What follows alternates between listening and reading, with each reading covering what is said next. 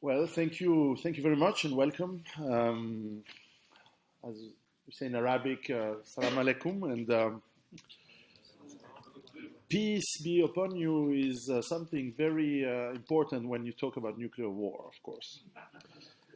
Nuclear war, for those of you who are young, who are born in the 80s or 90s, you probably don't remember how much it was a threat for, like, I remember being born in the 1970s. In my childhood, we lived under the constant threat of nuclear exchange between the Soviet Union and the United States. And I'm sure, Sheikh, you have the same age as my father. All of your life, you went through the history of this threat, which is not simply, when the first atom bomb was used on Japan, and the second also on Hiroshima and then Nagasaki, Joseph Stalin in Russia and Soviet Union, the leader of the Soviet Union, he at first dismissed this. He said, well, the Americans can destroy a city with one bomb in 1 second. I can destroy a city with my artillery in 1 day. And yes, it may be factually true, but in reality, everybody knew at the time that the nuclear war, nuclear weapons were changing completely the terms of war. And for those of us who are old now and remember how it was, believe me, when suddenly in the 1990s, with the collapse and end of the Soviet Union, we thought that this big danger would be gone. We were wrong, unfortunately. And when I wrote my first book about how we deal and how we survive with what I believe is coming, and it has already started, with the economic collapse on a global scale, I had to write a little paragraph on nuclear war and said, yes, there is the possibility of nuclear war, but I hadn't really thought about how you cope with it. And so it was a very short paragraph, and basically I dismissed it a little bit as either something that you cannot survive, or, well, I will then deal on a later scale.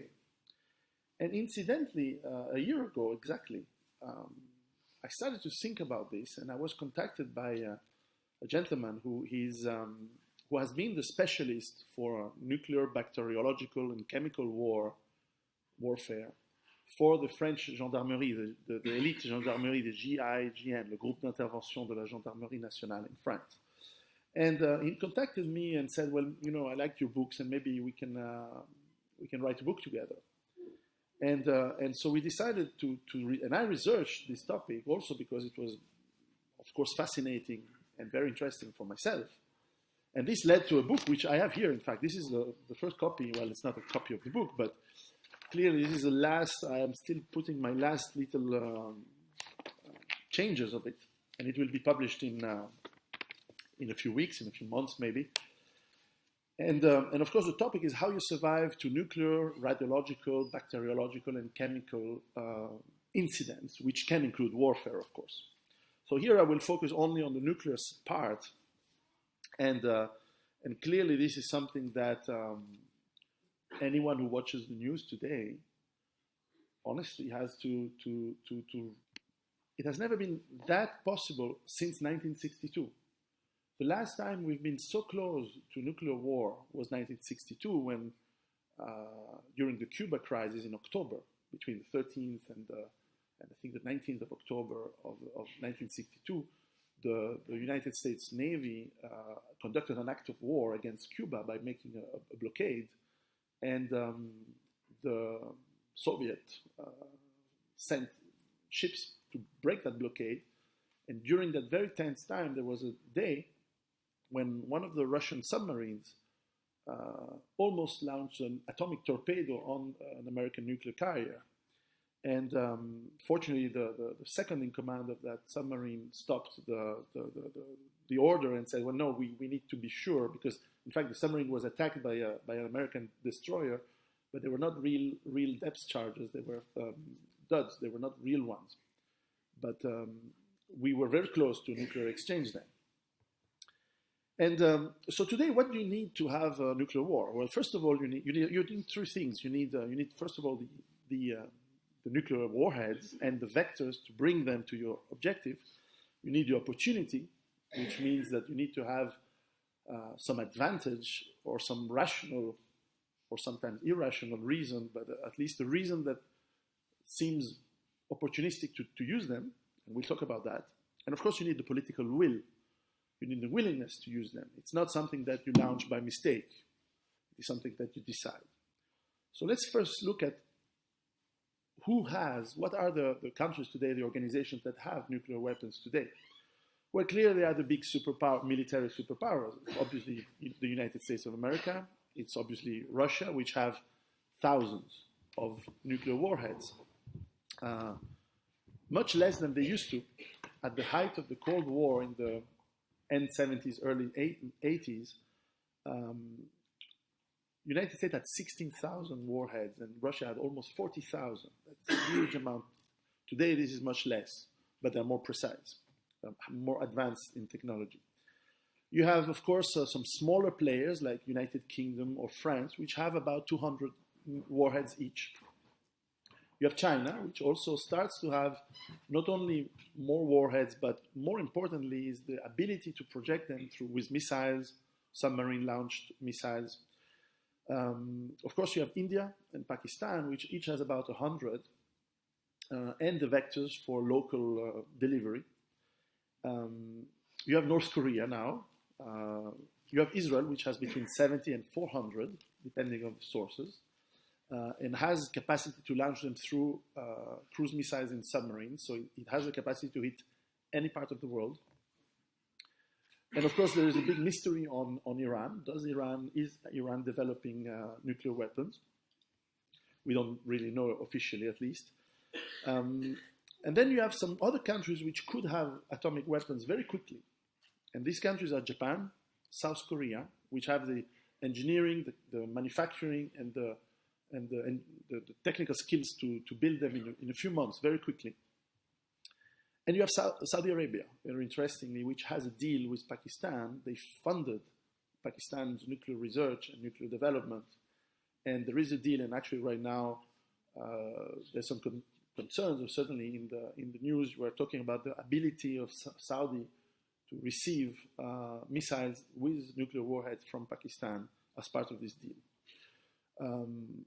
So that's a few countries, but there are countries which may have political willingness in some scenarios to use it.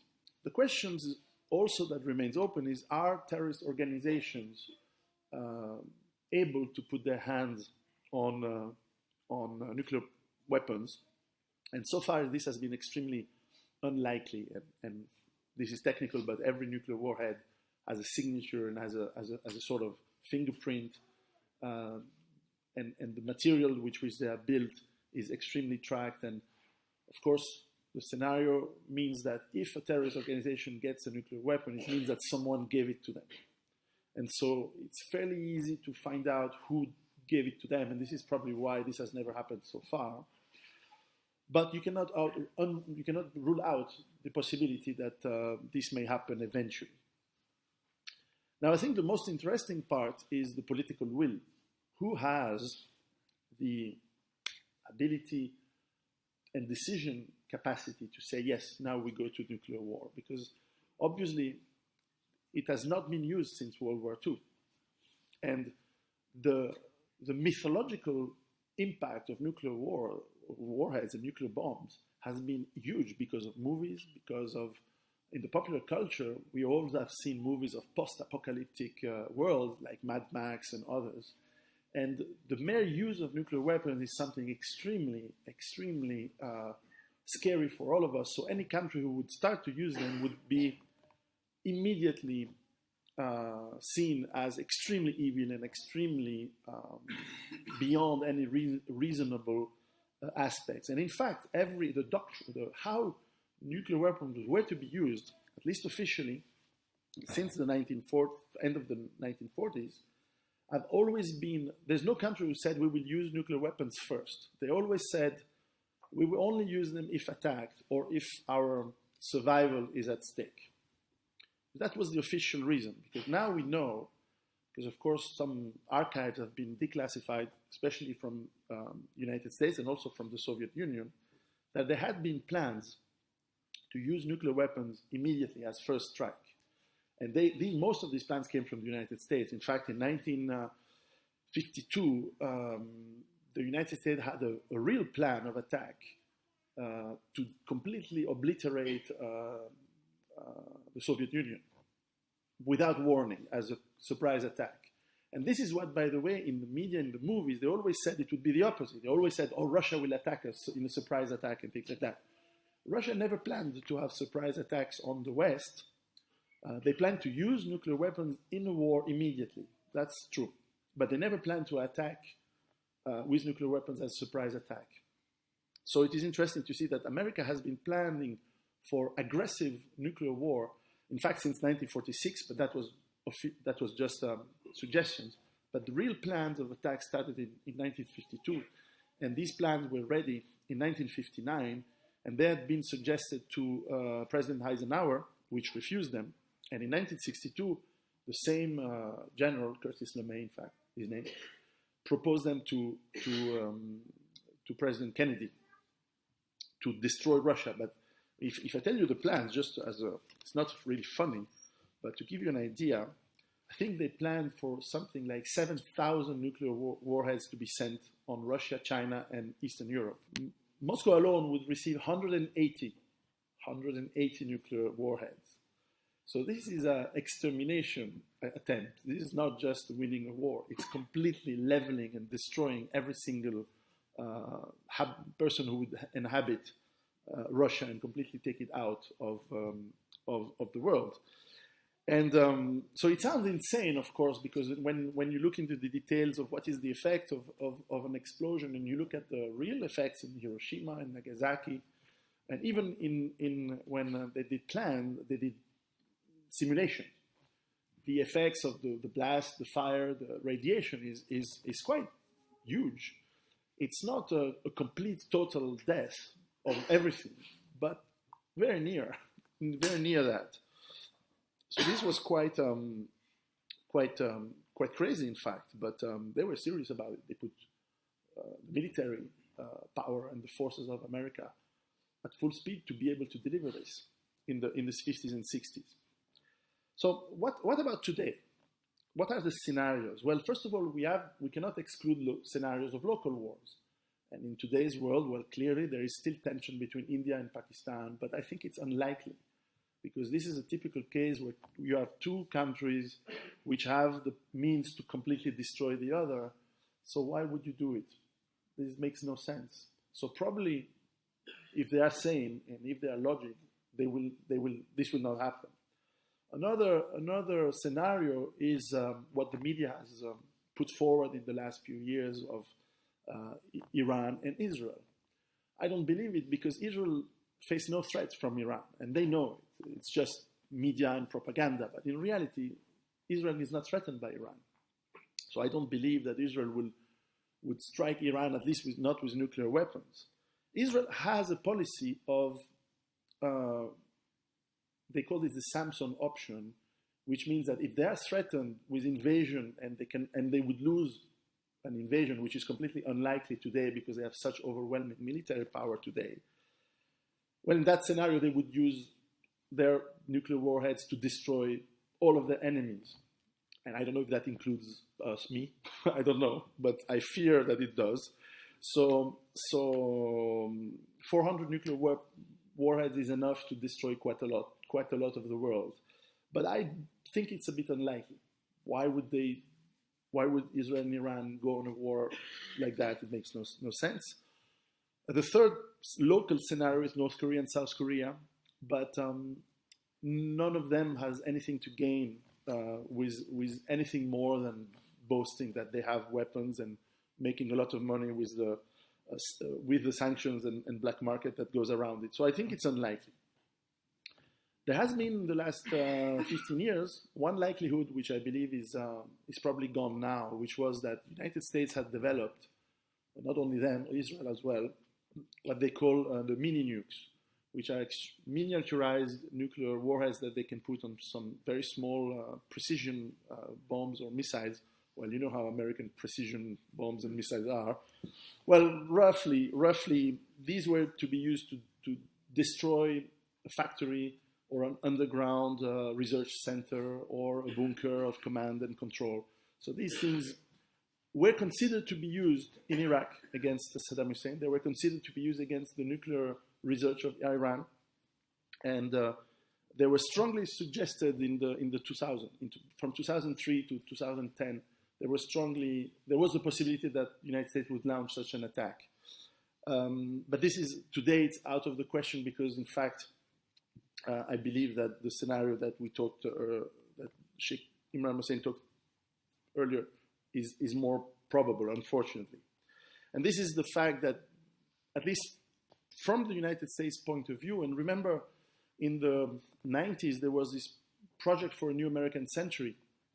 That was this lobbying group that became part of the Bush administration and that pushed for total dominance of the United States on energy resources and economies of the world, and making sure that there would be no competition from emerging powers such as China and Russia. And of course, in that matter, they failed, and they spent at least but probably at least 3 or 4 times that amount, thousands of billions of dollars, so $2 to $8 trillion for their wars in Iraq, Afghanistan, and across the world. So that plan of controlling the world through economic and military means has failed. And what you see today is the United States, and this was the theme of my conference in August, if you remember. It has been put online today, so I'm happy that it's out at last. The United States not only has failed in its economic and military dominance on the world, and that failure is being obvious more and more to more and more people, including in America, especially in America. The economic power that was based on the military strength, but also the petrodollar, is decreasing. Now, more and more countries are dealing oil, petrol, in euros or in other currencies. And the world economy is reorganizing across also local economic partnerships between China and Russia, between the BRIC countries and so on. And so that dominance is fading, and it is more and more obvious as inside the United States you see poverty and economic collapse growing every day. Despite what you hear in the news, which are fake numbers, if you look at the real data from the economy, you see massive unemployment growing every day for the last almost 10 years now. And the war machine and the owners of the United States of America, it's not the American people, it has nothing to do with them, but the owners of that country, of that nation, what Eisenhower used to call the military-industrial complex, which one should add the financial oligarchy that also runs in more and more, sees that their machine of world domination is not functioning anymore, and it's breaking down. So there is a very significant scenario that to avoid, when everything is lost, there's only one way to go is war, because war can throw a lot of things in the air, and they still have a powerful military, which I don't believe that that most of the American military is not willing to follow the orders to go for another war. But you can have another 9/11, you can have another inevitable mess somewhere in the world, and indeed today the most probable one is what is happening around Syria. And clearly, as Sheikh said, the involvement of Turkey, which may be an autonomous, it's very hard to assess if this is something that NATO supports, if it's something that President Erdogan, which I like to call Enver Pasha II, for those who know history, is it something that he and his family needs because they need the money flow from the different trades that there is with the occupied territory of ISIS? It's difficult to say, but certainly this is a place today where things can be very hot. And when you have a lot of moving parts from many countries, you have NATO You have the legal Syrian government army. You have different terrorist groups supported by different countries. You have Turkey, you have Iran, you have all these, and Russia, of course, all these powers with powerful weapons in a very small part of land. Mistakes can happen, and some mistakes can be provoked. And then the consequences are very hard to say. Maybe Turkey sends planes to bomb forces inside Syria, and maybe Russians shoot down some of Turkish planes, and then Turkey closes down the Bosphorus so that ships from Russia cannot supply its bases in Syria. And then what? It's very hard to say. I do not know the future, but certainly there are scenarios very likely that can go very, very far. And again, the rulers, the owners of the United States may basically think, how about we reboot everything? And when I look at the scenarios of the 1950s, the arrogance was that if we completely exterminate our enemies before they can act, then we are the only ones standing, which is a completely insane approach considering the power of nuclear weapons. And I should add that with nuclear weapons, you have also bacteriological warfare. Okay, chemical warfare is not likely in that kind of scenarios, but certainly bacteriological warfare is. And Russia and the United States still have very, very advanced and powerful biological weapons that could be released as well. So, or by mistake, which is also a possibility. So certainly, we have to watch very, very carefully what's happening today in Syria and in that region, because the possibility that this escalates to, again, that scenario which is completely crazy, which could come to say, well, we're losing our military power, we're losing our economy, let's launch the missiles and let's destroy Russia and China. And so then, by default, we are the only ones left standing. At least this is what the leaders of the United States may be thinking. And of course, on the other side, and I'm absolutely convinced, looking at the technology and studying the technology, that Russia has not only the capacity to detect a launch, but has the political will. Russia has lost 20 million people every war they do recently, and they won. They can lose 100 million. And they will not accept, they will not just die, that's it. They will retaliate, and they will retaliate with all of their 6,000 nuclear warheads. And yes, they will retaliate against all the bases and the control centers and the military of the United States and NATO. And yes, a lot of them are in Europe, and a lot of them are in the Middle East and around the world. The United States has bases in, I think, 180 countries around the world. This is a lot of targets, but that's much less than the 6,000 warheads that Russia has. Russia has also the ability, a very strong ability of second strike, which means that even if the unlikely scenario that all of its nuclear forces would be wiped out, they still have bombers and missiles, which is impossible. Or not all missiles can be destroyed on the ground. Some of them are mobile and so on. But there's then submarine-launched missiles, which are extremely powerful. And each missile has multiple warheads. And you don't need 6,000 warheads to destroy North America. You need probably 2 or 3 that you detonate in the atmosphere, in the stratosphere, in fact, that create electromagnetic pulses. This is something very well mastered today, that will completely fry every computer and every electric line of the country, unless they are extremely protected. But you and I don't have these kind of protections for most of our items and the cars, the electric system. And if that falls down, that's it. The calculation, the scenarios that even the American military do, they estimate that if electricity falls down because of EMP attack in the United States, they have 90% death in the next 6 months, because the economy is dead, there's no food, there's no water, nothing functions. 90% of Americans die. So they know that this is a madness. But this does not preclude that the people who rule it don't care. In fact, I'll give you some examples. In the 1950s, when there was this big scare of nuclear war, the United States, and I studied that last year, have developed a very strong mean to educate the people on what to do in case of nuclear attack. And this is very interesting because this is very valid today. What to do in case of a nuclear explosion, what you can do, and so on and so on.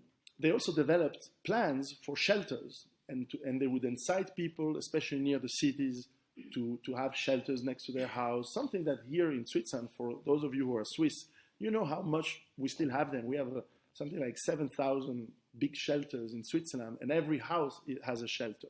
So we have we have 700,000 shelters in Switzerland. And so we had this plan for every single person in Switzerland to have a shelter with food and water, and we still have them. Some of us don't have food and water. We have the wine cellar for some. There's been transformations, but certainly in the 50s and 60s there was concern to tell the people how to be saved in case of war. From 2001, from September 11, 2001, in America, there was a big concern, at least officially, but they put a lot of money on that, to say, what if there is a terrorist attack with a nuclear weapon? Okay? That was their, I think, not likely scenario, unless they made it happen on themselves, of course, as I said before. But what is interesting is that from 2001, they spent even more money, but not to educate the people, not to build shelters. No. To save the government and the important elements of society, whatever that means, and I believe it's the owners, in case of nuclear war. So they have built big shelters with lots of food, lots of equipment to withstand a long time in case of nuclear war. But this time, they made zero investment for the people. So my suspicion, and it's more than a suspicion, it's a certainty, they don't care anymore about saving their own people. So they would be, I think, for them it's possible to go to war and have most of their people die because they don't care. Russia, on the other hand, since 2005, has been building big-time nuclear shelters for the population. In Moscow alone, they added, in 2010, they started to build 5,000 additional big shelters for the people. And they obviously don't do this because they like to spend money. It's because they think that it's a possibility that we are back again into the threat of nuclear war. Now, the problem for all of us is that, first of all, from the movies that we have seen when we were kids and that are still coming out, we imagine nuclear war as this thing that destroys everything, that people who come out, they are mutated, and there are all those sorts of crazy things which are not substantiated by science. In fact, even Einstein, in the early 50s, wrote that he was saying that nuclear war is not the end of the world. It's only going to kill 2/3 of the people. I think it was a bit optimistic. I think it will kill more than 2/3 of the people if there is a full nuclear war in the world. But it is true that it's not the end of the world. There are going to be a lot of areas which are not destroyed by the blast. And in fact, if you live in the countryside, there is no reason that you are a target or near a target unless you are near a base, a military base. In fact, the weapons of today, they are extremely precise, and therefore the yield is much smaller than it used to be. This is also some advances in technology. They used to have weapons that had big, especially in the 50s and 60s, very, very powerful weapons because they wanted to destroy a city, or to be sure that hitting roughly near a target, it would still destroy the target. Today with the precision, GPS, and the precision is immediate, on the target. So they actually did weapons which have much lesser yield and therefore less destruction, but because they're more precise, they destroy immediately the point. And of course also the big change is that cities are not anymore the target, because why bother destroy a city when, again, electromagnetic pulses from a blast in the atmosphere can destroy electricity, and therefore all the supply systems of the city stop, and therefore no food comes in the city anymore, no water functions, and then people starve. So why destroy the city per se? So the tactics of usage have evolved a little bit. So we have to take a bit out from our mind the myth of the movies that of that. It's at the same time it's still terrifying, but at the same time we can do something ourselves to work on it and to first of all be away from the potential target. So don't live near a military base. Don't live. I'm afraid I have to agree with you. Don't live in most of European countries and certainly NATO countries, which are going to be involved whether they like it or not in this war. Because I'm sorry, but if Russia gets attacked, they're not going to say, oh, well, we like France, they're nice people, but they've been bombing us. But we know it's not the French people. No, they will retaliate. They will destroy the bases in France. They will blast a few nuclear plants, and France will be destroyed. And UK will be even more destroyed because there's so many American bases in the UK and Germany. So it is very difficult. So I studied that because, of course, I'm living in Switzerland and I'm not going away. I know I'm far away from any blast, but certainly radiation, fallout, is a concern. So clearly, I started to work out, and this is very pragmatic, is how do you work out? So it happens that I've been traveling to Chernobyl in Ukraine. I visited the nuclear plant, well, not too near, but about 50 meters. So near enough, and certainly around, and to see the effects of what happens. It is not a nuclear explosion, well, it's not a bomb, but certainly a nuclear plant that explodes like Fukushima, or in that case, Chernobyl, is a very interesting place where you can learn and interview a lot. So in fact, for this book, I've interviewed a lot of experts in nuclear warfare, in the management of the power plants in Switzerland, but also in France. In France, they didn't want to answer officially, but I did find the people who would answer without putting their names. And so to learn, of course, the risks and assess them, but also to learn what we can do to prepare ourselves. And clearly, this preparation, there's really two things that are important. The first of all is information. You need to know that there is nuclear war. And believe me, if a nuclear warhead strikes Paris, you don't know here. You don't see it. Probably you will know because suddenly the media will talk about it. But what if all the media around the world stop broadcasting because of these magnetic pulses? Well, that's clearly something you need to know. If tomorrow morning all the media, all the computers drop, and maybe your car doesn't start, and there is a massive blackout, and it seems to be worldwide, or at least in a very large region, there is a possibility that there has been nuclear war, and you don't know about it because maybe you're not in a place that is targeted. And if there is no news, how can you know? You need someone who walks to tell you. We take for granted that communications are easy and worldwide and satellites. But if these things stop because of that war, you don't know. So you need to think. And you know now, and those people who will read the book will know what to do to inform themselves or to guess. And it's not a certainty. But if there is a blackout, yes, probably there is a chance that something very bad has started. And then you know that it's not the time to go around and breathe the nice new air. And it's maybe time to do some steps towards the second element, which is protection. And you don't need to build a bunker and go into a shelter. If you have one in Switzerland, yes, it's interesting. But this is not the most important thing. Is certainly to know how you can protect yourself from the fallout, how you can get clean food, how you can filter and clean the water you drink. If you are already thinking about these things, you have a huge step ahead in terms of keeping your health and not succumbing from fallout and radiation. And of course, this is very complex topic. This is something that I had to go back in my physics books and get new ones to make sure that we can explain how it works very easily. And again, Ukraine was a very interesting experience talking with people in Ukraine that were there when Chernobyl exploded and what they are still doing, because there are still people who live in areas which are quite contaminated, and not the majority of them are not ill. They know and they have learned what to do, what kind of food you eat, what kind of food you don't eat, how you clean it, how you boil it, how you prepare it. All of these things are very easy and simple once you know them, but honestly, who knows today what to do? How do you prepare meat? Do you boil it or you don't boil it?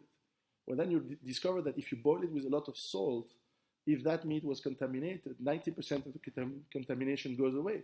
Well, now you know. But these are very simple things that we can learn, as an example, that Ukrainian and Belarusian people have learned through difficult pain, unfortunately for them. And of course, this doesn't preclude the fact that if you're near a place where a nuclear warhead hits, if you're a few hundred meters away, you die, for sure. So I'm not telling that you can survive anything. If that happens on you, and you live near that military base or near that communication center that perhaps you don't even know about, and that is a target, well, then you meet your maker. And I hope for you that you have been a good person. But, there's nothing guaranteed. That's something I always want to make sure. But one other thing that is important to say, and I will conclude on that, because I think I want to leave a lot of space for questions, is the following. As I quickly talked about the United States scenario about the EMP. If global nuclear war happens, then you go back to the scenario I presented last time in my conference, and definitely that I talk in all my books, is that nuclear war means total collapse of the global economy. Local economies may still exist, but the global economy, at least for a long time, and that may be years, if not decades, is gone. Because you do not recover like that from the destruction of the supply chains, of all the systems that transport goods, especially food, from one place to another. So you have to think about where you live. And the answer for any one of you who live in a city is no. To the question that are we self-sustainable in terms of food and water? The answer is no. We import food everywhere. And therefore, if the import systems are breaking down, because who is going to take a truck and say, oh, I'm going to bring my tomatoes across half of Europe to feed the people in Paris because there has been nuclear war? No, you stay home. You stay home. And if someone says, no, but I really need to sell the tomatoes, you still don't do it. And they say, if you don't do it, I don't pay you. Well, I don't care. I'm not going to travel half of Europe in a place where nuclear war has happened and there's radiation. You stay home. So this is very simple behavior. So no one will do anything for a long time unless you are prepared with everything that I explained in my first book. So the economic collapse will follow. Now, whether some people are planning for economic collapse as a way to gain power, this is not something I know, but it's possible. But certainly, the good news in this disastrous scenario is that if you prepare yourself to be self-sufficient in terms of water and food and the other things that I explained in my other books, you have not more to do. We don't need to buy gas masks. We don't need to buy nuclear suits. We don't need to build a shelter and go inside and live for not even months or years, but even weeks underground. You don't need all that. You shut the windows, you stay home for a few days, you wait for rain to come down, and you inform yourself, and you live relatively small. And where you live is the most important part, is that you don't live in the cities. You live outside. You live in places where, like I live in the mountains. Who's going to bomb the mountains? There's no point. There's no need. There's no strategy. Of course, we'll get fallout. Yes, maybe, probably. But you don't want to live near targets. So these are things that I explained, but certainly it's important to understand the process, to understand what is possible. And the Sheikh, I think, described a very, probably what I also think is the most likely scenario is that something starts with what is happening in Syria. Maybe not tomorrow morning, maybe not next week. Who knows? Maybe, we had a big scare exactly 2 years ago, or 1.5 years ago, in September 2014. When there was suddenly the Russian fleet, the American fleet, there was Israeli submarines, all in this little piece of water off Latakia of Syria. And there was a big uncertainty, and of course we don't know all the news on the moment they happened, but there was a Syrian plane that was shut down, and it was very tense. nothing happened. Now it's tense again. Maybe nothing happened. Maybe cooler heads prevail. Maybe someone phones Mr. Erdogan and says, no, if you do something, we are going to be extremely angry at you. And maybe things quiet down. And maybe they start again in 3 months. Certainly, this situation is not, it's very hot right now. It can become a little bit less hot, but it will keep being hot. So in my opinion, it is also around Syria and with the countries, the nations, the powers that are involved, that go from Saudi, from Iran, from Israel, from Turkey, and of course NATO and Russia, and even China, which means it's all the people who matter and who have this potential for nuclear war who are involved. And there's always, whether you believe that man's actions are controlled or written by superior powers or not, some unexpected things can happen. And unexpected things can lead to irrational decision, to rash decision. And when you have nuclear weapons in the midst, a mistake can be extremely, extremely costly. So with that, I've finished. I remember that if you want to read my book, it's translated in Arabic with the foreword of Sheikh Imran Hussein, and you can find it online or on Arabic libraries everywhere. Thank you very much.